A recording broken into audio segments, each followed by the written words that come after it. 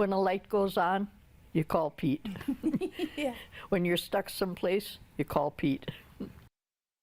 Earlier this month marked the end of an era for an auto service garage in the Fox Valley. After 95 years, Kunin's Complete Service, now owned by someone other than Kunin. In tonight's Small Towns, Jeff Alexander takes us to Menasha, where a family's legacy will be remembered for a long time.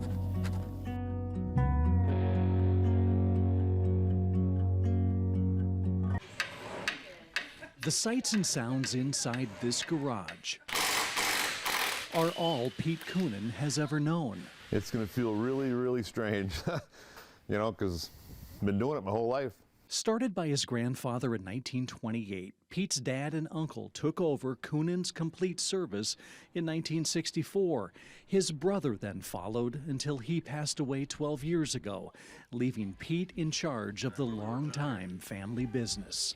Dave's working on a Chevy truck, changing a CV axle. In recent months, though, facing back and shoulder issues. And it was a pretty difficult decision. Pete knew the time had come to sell, with no one in the family to take it over. And it'll be the end of the Kunin family in the business.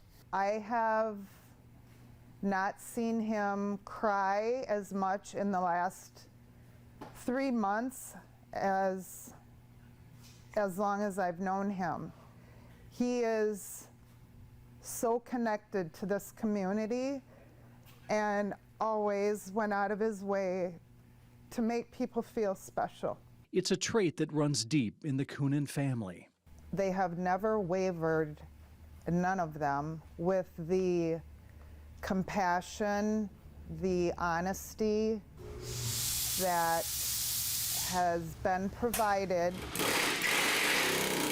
They walk them through, they talk it through, whether it's an 18-year-old or a 90-year-old person, they make sure that you know that when you leave here, your car has been serviced and it's been in good hands. Which is why customers representing generations often show up to the shop with cookies and other treats.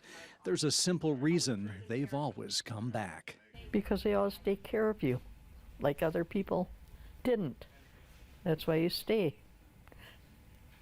And a bad penny always comes back. My grandfather actually passed away about 3 years ago now, and my grandma was on her way to the facility he was at, and she had a flat tire. And nothing was going to stop her from going there as he was passing. She drove on a flat tire, and Pete came out to fix it, and no questions asked, no money, no nothing, just kindness of his own heart. That compassion for community is what makes saying goodbye so hard. I could probably speak for my dad and my brother. You know, it's been great for all the customers we had. I mean, a lot of loyal customers, and they still are, and I hope it continues to be that way, because we've been blessed and very fortunate for the ones we've had. Taking over the garage is current employee Mike Gilson, who is well aware of the legacy he is inheriting and honored to do so. Because I got tremendous shoes to fill. There is no way that every single time that phone rings, somebody goes, "Is Pete there?" And sooner or later, I'm going to have to say, "Pete's not here." But I still want Pete to be here. Which he will be from now on as a loyal customer and the garage's biggest cheerleader. As far as it goes, this place is going to stay the same. The name on the building is going to stay the same, and I believe the quality of service will be the same, maybe better. I don't want to say better, but I think it'll be great.